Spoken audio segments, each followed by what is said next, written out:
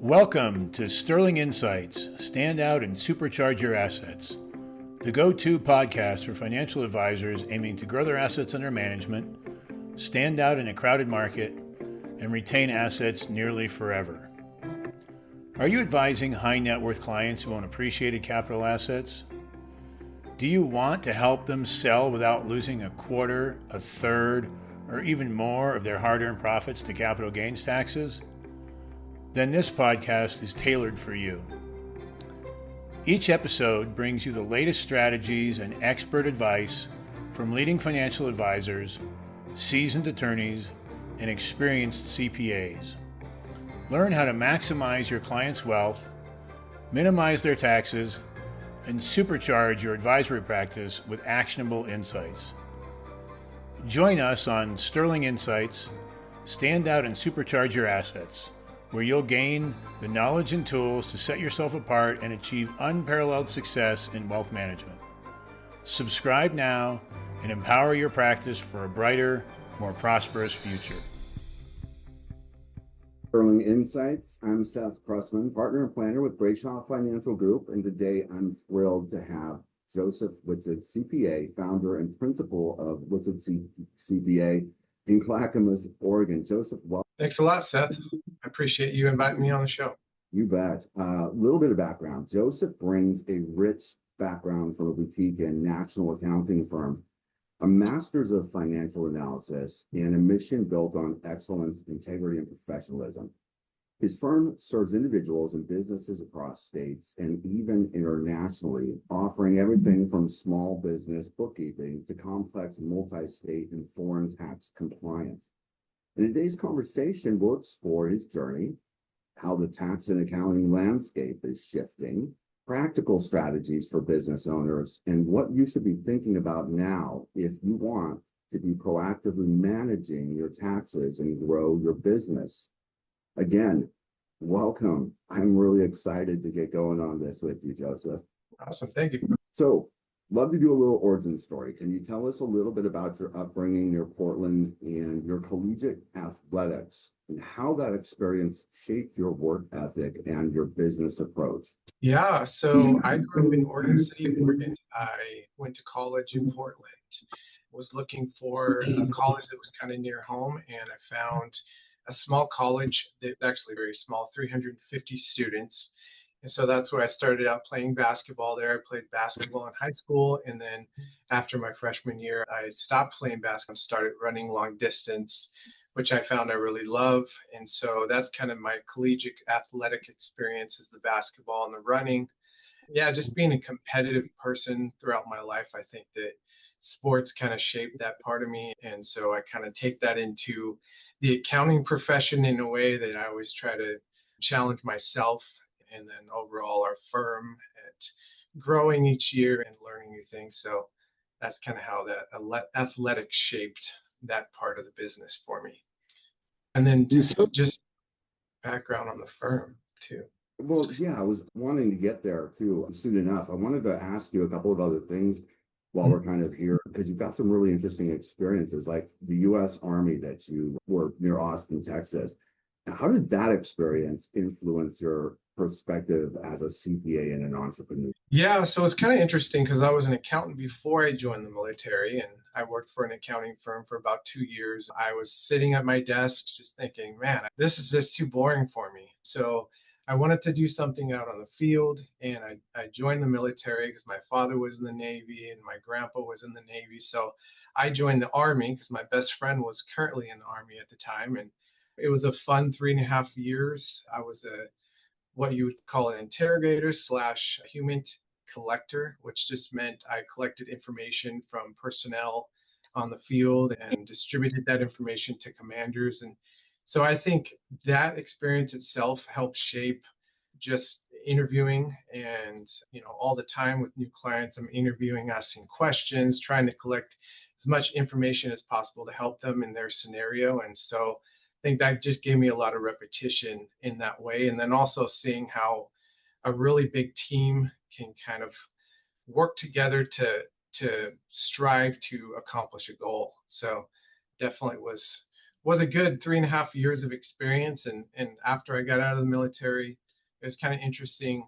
My old boss came into a restaurant I was working at and sat at my table when I was a server at Rock Bottom Brewery in Portland, and basically invited me back to the firm. And I wouldn't have joined an accounting firm had that not happened the way it did. So it's kind of interesting how I got right back into accounting.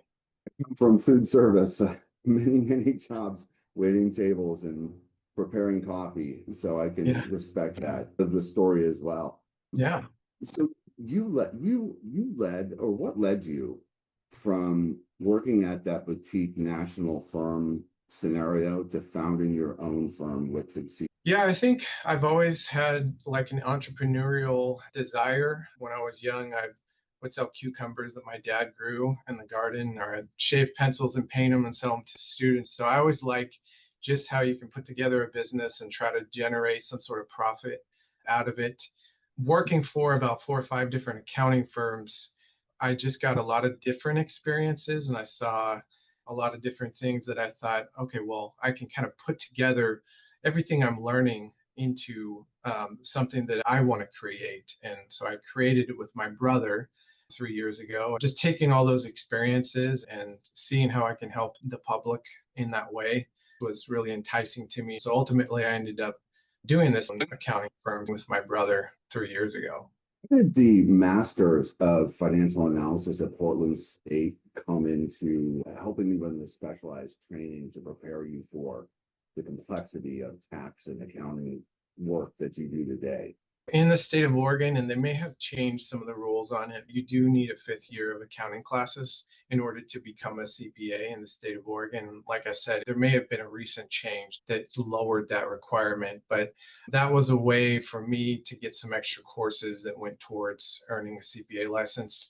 And so, yeah, it's helped from an analytical standpoint. I learned some things I would never have learned just because that program itself at Portland State University was geared towards a lot of bigger companies, like valuing bigger companies, financial management for larger corporations. And so it was definitely a different type of material that I learned, but some of the skills, the analytical skills, kind of does translate a little bit over to what I do now, especially with Excel and putting together some analysis via Excel and all that. Let's transition a little bit to Witzig CPA Mhm. and your mission of helping clients take a proactive approach to achieve future financial goals. What does that mean in practice? Yeah, so the reason why I put that in the mission statement, it kind of goes back to why we started the firm, is taking a proactive approach and just looking at something ahead of time before it happens, forecasting,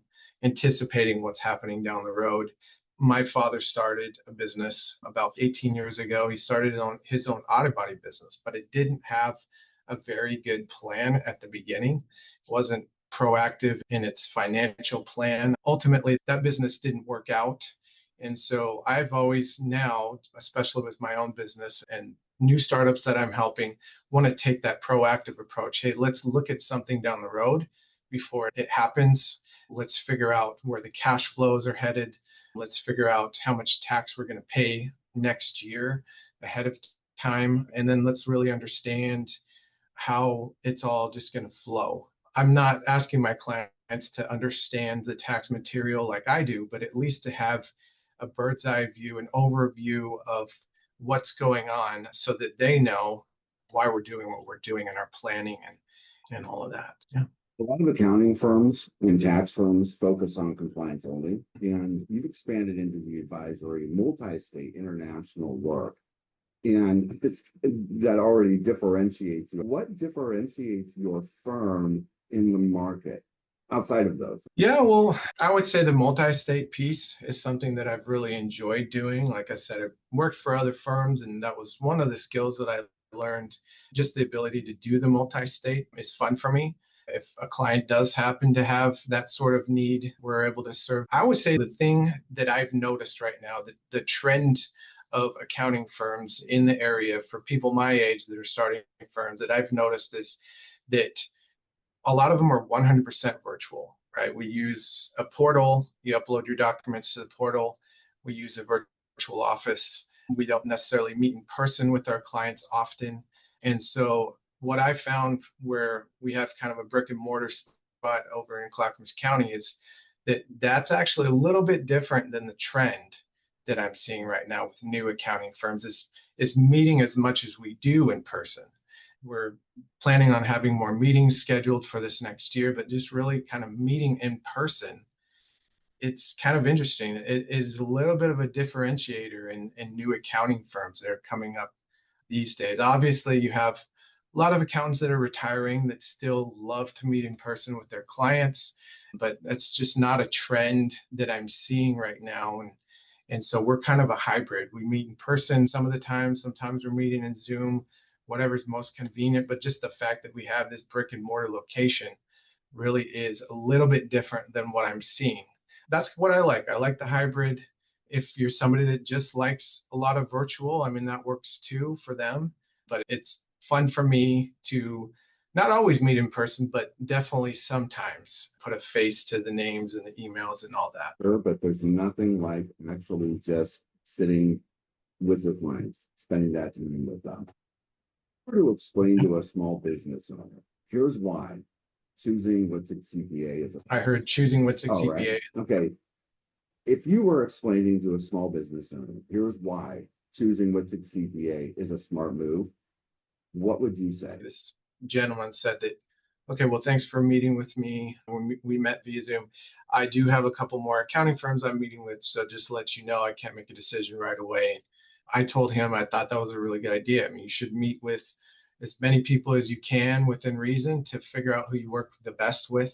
So I wouldn't say that I'm the only game in town in Clackamas County for sure. There's other great tax practitioners out there potential clients should also meet with and figure out who do you work best with. I think I work best with those that have a little bit more complex matters that relate to their tax return. They own a business, maybe even multiple entities, but some sort of business activity. Then I can really utilize the skills that we have at this firm to help figure out the tax planning ahead of time. Are we using a bookkeeping software that we can help you with, payroll services? So somebody that really needs like maybe multiple services together that we can utilize the skills and knowledge that we have from our experiences to really make a good end result. But definitely checking out other practitioners in the area and kind of comparing. That way you're making an informed decision on who you're using next. Then you know, okay, well, this is a great decision. I feel confident moving forward for the next 2 or 3 years or however long you want to give this next tax practitioner a chance. Well, let's dig into the multi-state issues. What are the biggest mistakes or blind spots that you see businesses making when operating in multiple states? Well, yeah, and I think this goes back to the pandemic and how remote work has become more prevalent. If you have an employee in another state, you have this thing called Nexus. You have a physical presence by hiring an employee in another state other than the one you're domiciled in. And so now that creates this extra calculation where, well, okay, well, we have this physical presence now in this state. How much income are we going to apportion to this additional state that we now have to file in because we have this employee presence there?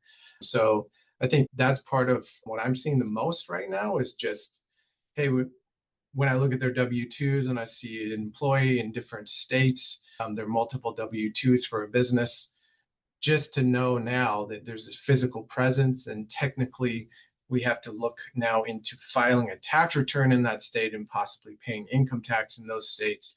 That's something that can be kind of a surprise to some business owners. Okay, foreign investments businesses is kind of new and unique, but what are common pitfalls that U.S. taxpayers don't anticipate until it's too late? Yeah, pitfalls for foreign taxpayers or for those in international.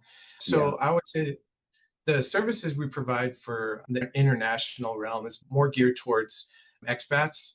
And really, we don't go too deep into that realm. But as far as expats, so individuals that have to repatriate their income back into the United States that's earned abroad, one thing that can commonly be missed is the fact that if they do work abroad, or maybe they're thinking about working abroad, is they can get a foreign income exclusion for the wages or the self-employment income they're earning while they're living overseas. And so definitely if we're filing a tax return for them, we're going to analyze what's better, the foreign tax credit, foreign income exclusion. But the complications we see with that is for the expats, what are they aware of in terms of the benefits they get for working abroad?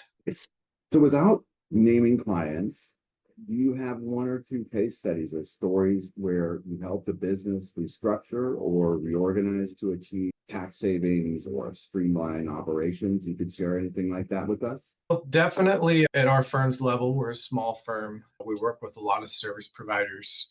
We work with a lot of individuals that own rental properties, they own real estate. One of the really big ones, and you'll hear a lot about this topic if you're starting a business, especially as a service provider, is what's an S corporation? Is an S corporation right for what I'm trying to do with my business? Your default is to file a Schedule C with your 1040, and you can be an LLC and file a Schedule C. You can just be a sole prop without an LLC legal designation. But that determining, hey, does it make sense to create this new business entity, which is a separate entity from you and your social security number? Does it make sense to do that? And there's a lot of conflicting material on the internet, whether or not that makes sense. I think you'll see a lot of practitioners out there say, no, don't ever be an S Corp, or at least most of the time, that's just not a good decision. I like to analyze, what do these different structures, what's the end result? I mean, what's the long-term focus? How much money are we saving in the short term by being an S Corp? Do we have a building that we own as a self-rental, or is our business renting from an asset that we own personally? And so, yeah, just really figuring out the flow of that and how it's being combined on a tax return. You asked for a specific instance. I know of one individual recently that they weren't taking the QBI deduction on their self-rental, which is a 20% deduction of their business income. And their self-rental was generating profit, and it was deducting from their S corporation profits. The rent expense was. And so there's a way you can say that the whole activity is it's a one appropriate economic unit, the self-rental and the operational S corp, and combine it all so that you're getting the QBI deduction and you're taking advantage of, if there's passive income limitations, all that. What's going into your tax return, if you have those multiple moving parts, can be really important when you are looking at a new tax practitioner, just asking those questions. Are there any aha moments or lights go on where you found a strategy like you just articulated, or a deduction that a client you hadn't considered, and sharing that with the clients? What was that experience like for both of you? Yeah, I think one of my skills is I can look at a return and in about 5 minutes, I can pick out about 8 to 10 things that maybe I do a little bit differently than how it was prepared in the prior year if it was a different tax preparer. Some are maybe missed deductions, like if you got an R&D credit in the prior year, but you didn't subtract the R&D add back to your Oregon return. Now you're getting taxed on 9.9% extra income that was an R&D add back. But really just looking at the return, I would say right now, the size of our firm, we kind of serve about the same size of client for the most part. And so, yeah, it's just going over those 8 to 10 things. If it's a retirement contribution, are we doing a SEP contribution? Or are we doing a 401k contribution? Can we make the employee portion of the 401k contribution? Is our salary too low? Maybe for how many hours they're working, maybe they're only working part-time and they're paying themselves $200,000 because they've been doing that for 10 years.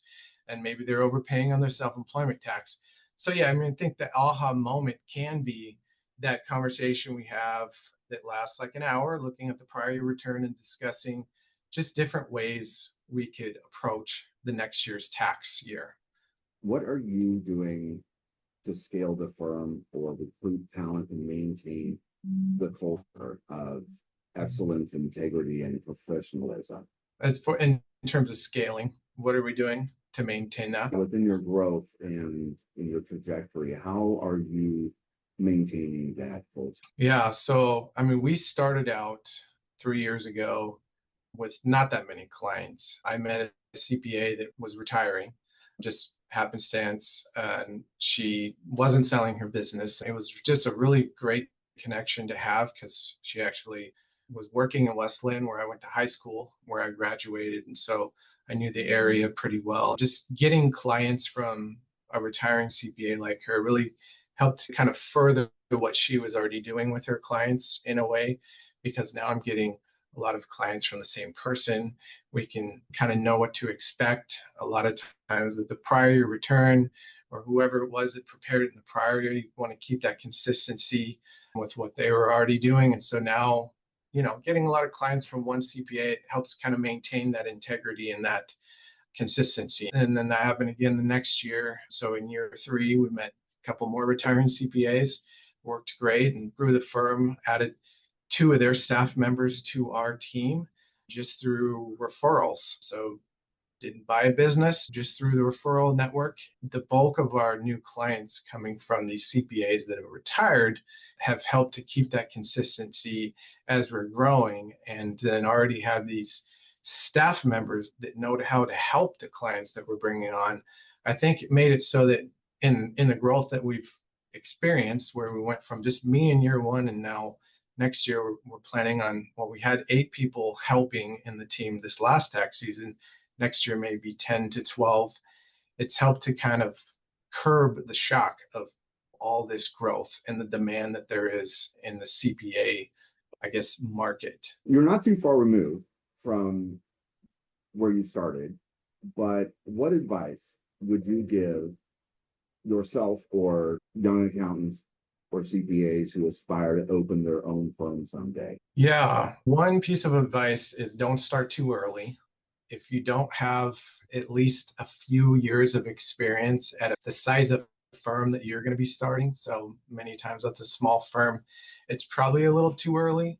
Just getting at least 3 to 5 years. I started off with 10 years. I was able to see a lot of different things, and a lot of that is just based on experience. I was able to see different client situations under audit, multi-state bookkeeping, and all the total services you can offer to a client. It's just experiences in all different aspects of running a public accounting firm. So not starting off too early, I think, is a really good idea. I know some people want to just jump from, I have my degree, I started bookkeeping, and now I want to just start as a licensed tax consultant right away. As soon as possible, I want to start filling out tax returns.